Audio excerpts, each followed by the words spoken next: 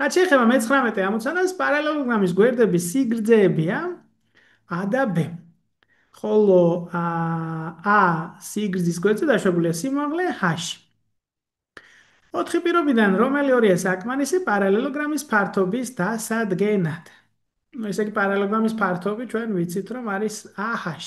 ჩვენ გვჭირდება აქ AH-ის დადგენა და როგორც ვხედავთ ამ 4 პირობაში გვაქვს BH-ის და AB-ს და AH-ის კომბინაცია, ანუ სამი მონაცემი ფიგურირებს, ხო? ანუ A, B და H. ჩვენ ხვდებით, რომ B ფართობის მიზნებისთვის აქტუალური არ არის, ხო? იმიტომ რომ ამ ფორმულაში AH-ი B არ მონაწილეობს. გასაგებია.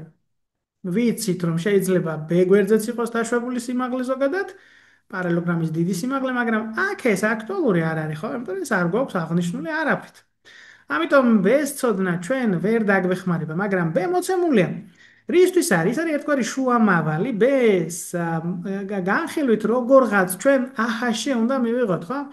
გამოცდილება გვკარნახობს, რომ ამ ტიპის ამოცანებში ხშირად ვერ ვპოულობთ ცალ-ცალკე A-ს ან H-ს, რაც ჩვენ გვჭირდება, მაგრამ შესაძლებელია მათი ნამრავლი ვიპოვოთ. თუ ისეთი ტიპის ამოცანაა, რომ შენ თვითონ შეგიძლია ჩანაწერი იპოვო, გაამარტივო და მერე შეარჩიო სასურველი ორი ფრაგმენტი, კარგი შემთხვევა. მაგრამ ამ შემთხვევაში ეს შესაძლებლობა არ გაქვს, იმიტომ რომ უბრალოდ აჰაშია და წახვედი აქ ფრაგმენტებთან და არაფერს არ ემთხვევა.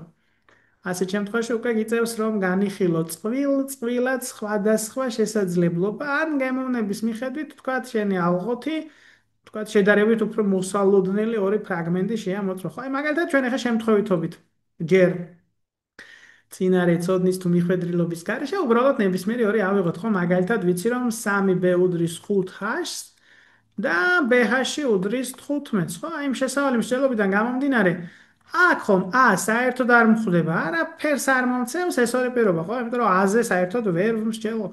წავედით, ახლა პირველი და მესამე დავამუშავოთ. სადაც 3b უდრის 5h-ს, ხოლო ab უდრის 60-ს.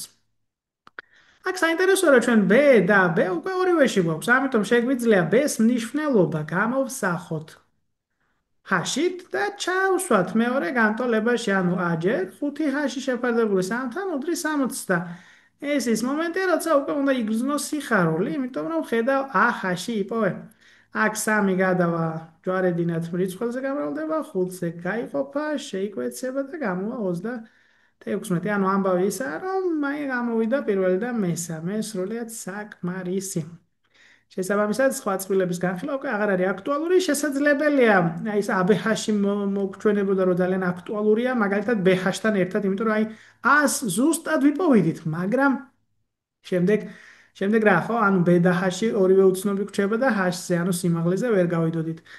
AB, ABH-ის წოდნით კი გავარკვევდით H-ის მნიშვნელობას, თუმცა კვლავ გვჩებოდა მნიშვნელოვანი A ყურადღების მიღმა.